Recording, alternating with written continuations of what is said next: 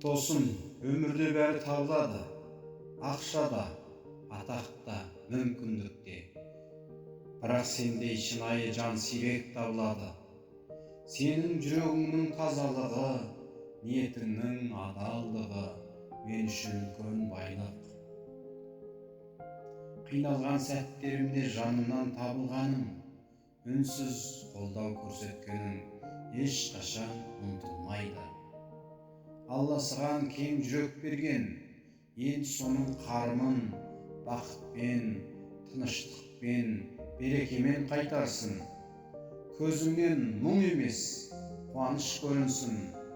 Жаның шаршамасын, армандарың сенен қашпасын. Мен үшін сен жай ғана дос емессің.